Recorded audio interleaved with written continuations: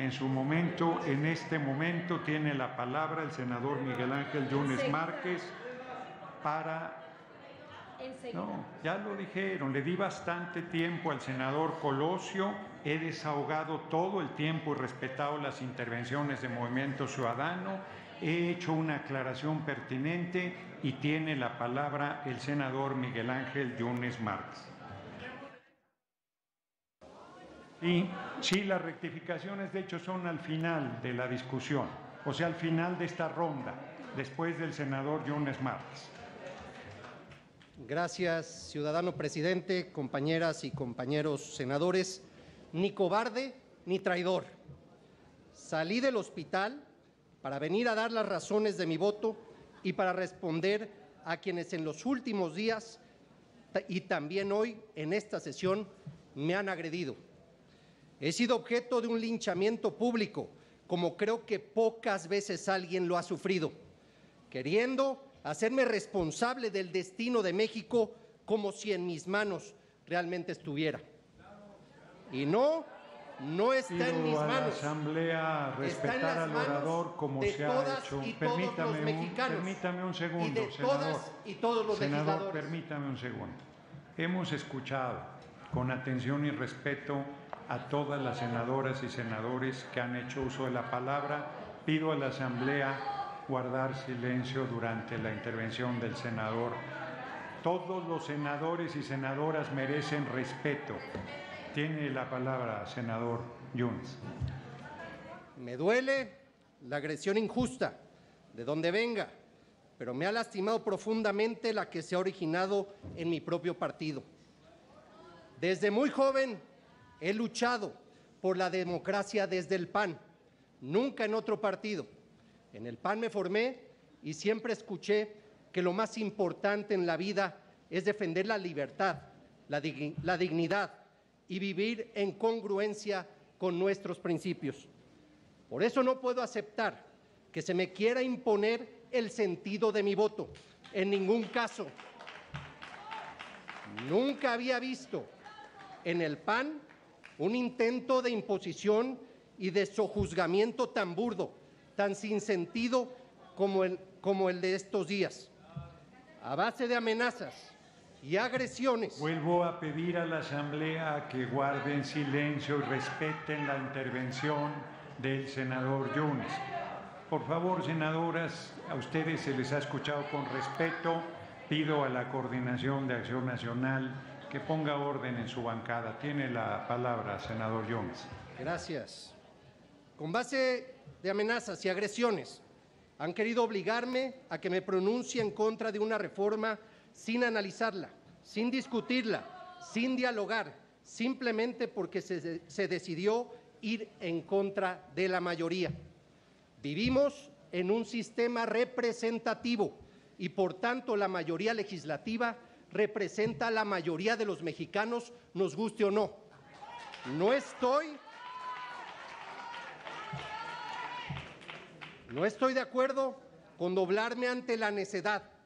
Por ello, decidí analizar a fondo y preparar un posicionamiento al que doy lectura a continuación. Milito en el Partido Acción Nacional porque en el centro de sus principios está el respeto a la dignidad humana y, por tanto, a la libertad. En ejercicio de esa libertad, vengo a esta tribuna a razonar mi voto en la reforma del Poder Judicial. Lo hago en mi condición de opositor a un gobierno con el que no he coincidido, pero soy opositor Senadoras, racional. Les pido, permítame, senador Yunes, hay todavía 2 rondas de 5 a favor y 5 en contra y podrán decir sus argumentos, inclusive hasta el vituperio, que fue un compromiso de que iba a haber un debate de altura. Pido a la bancada de Acción Nacional que, así como hemos respetado a sus oradores, respeten la intervención del senador Yunes. Pueden no compartir sus puntos de vista, pero tienen que respetar la pluralidad que se expresa en esta Cámara de Senadores. Continúe con la palabra, senador Yunes. Gracias, presidente.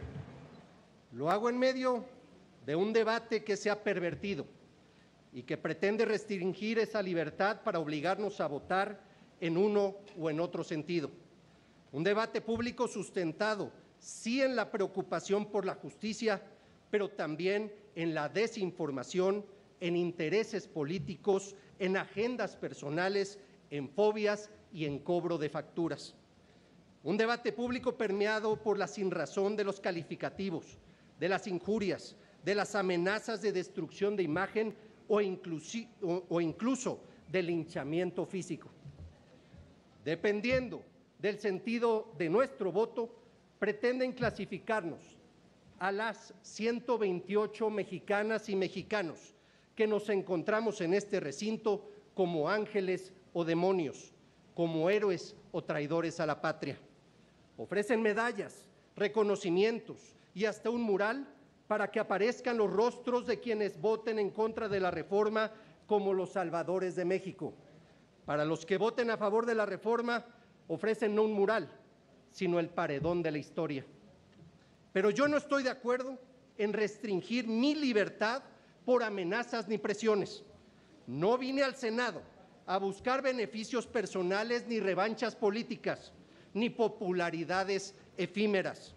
Vine al Senado a luchar por un México justo, libre, democrático, seguro, igualitario, y así lo haré a costa de lo que sea.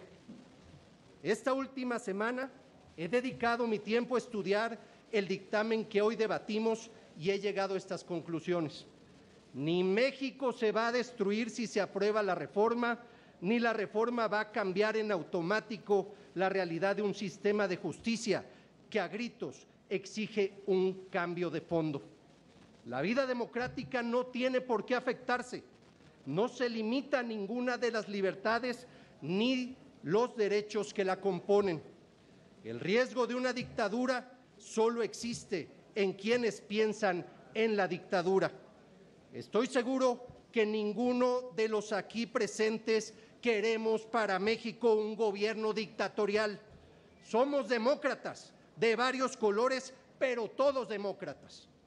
Pero más que nada, el pueblo de México no permitiría nunca una dictadura.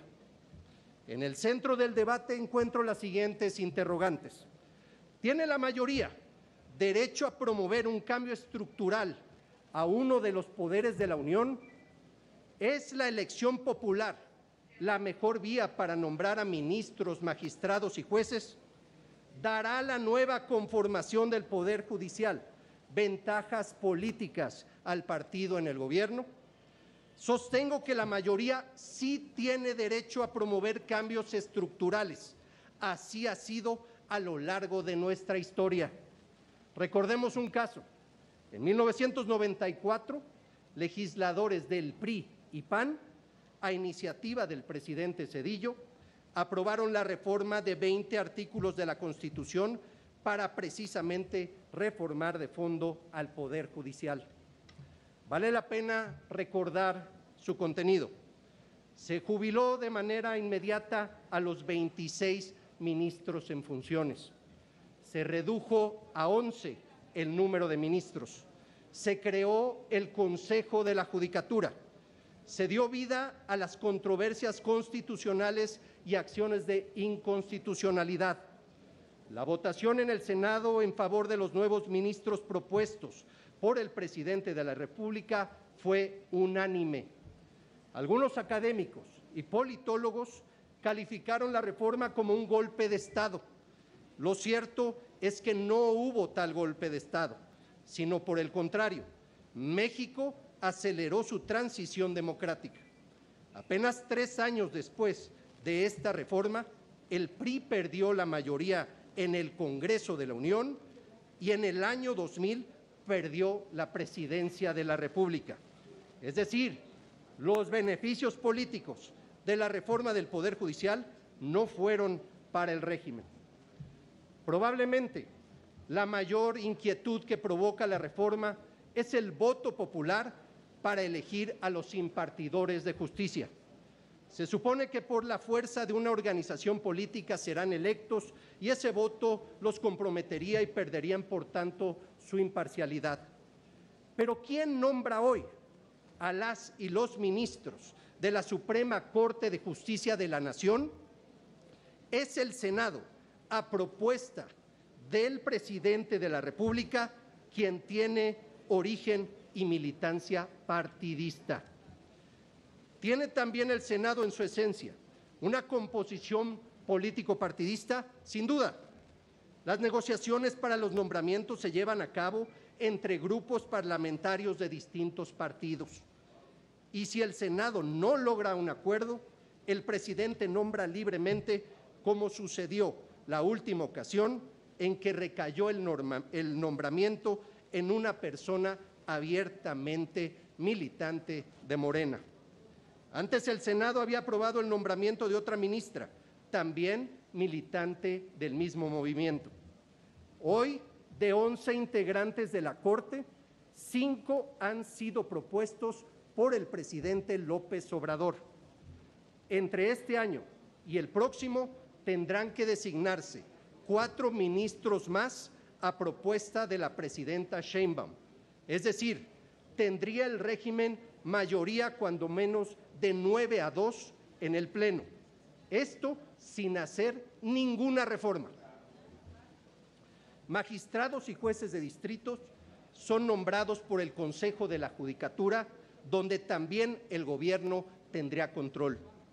Debemos entonces preguntarnos si es mejor que el presidente de la República siga nombrando libremente a los ministros y de manera indirecta a magistrados y jueces, o vamos a un nuevo modelo de elección popular en el que el nombramiento no esté vinculado directamente a una persona, sino a millones de ciudadanos con los que no existiría vínculo ni compromiso personal directo y verificable, como sí lo existe en el modelo actual. Agregaré algo más. No hay razón para dudar de la calidad personal y del compromiso. Hemos sido tolerantes con el tiempo. De cualquier manera, le pido vaya concluyendo, senador Yunes. Concluyo. Agregaré algo más.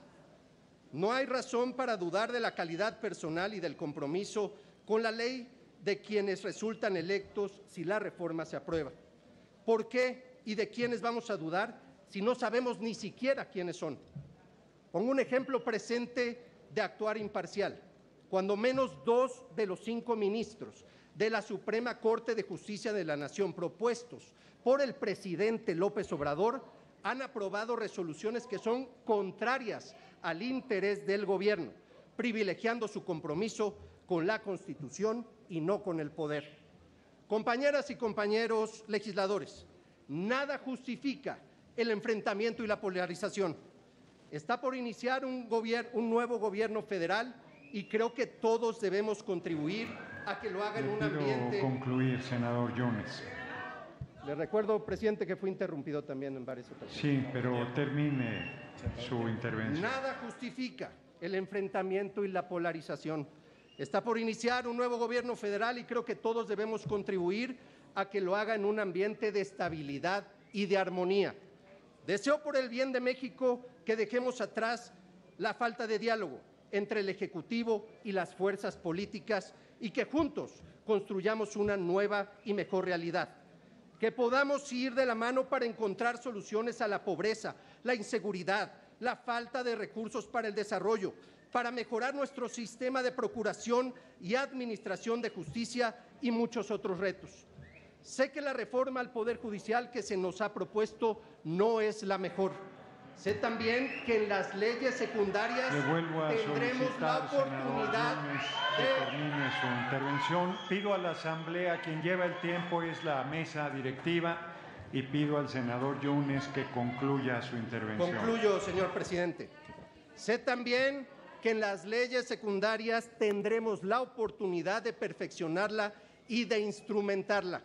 Por eso, en la decisión más difícil de mi vida, he determinado dar mi voto a favor del dictamen para crear un nuevo modelo de impartición de justicia.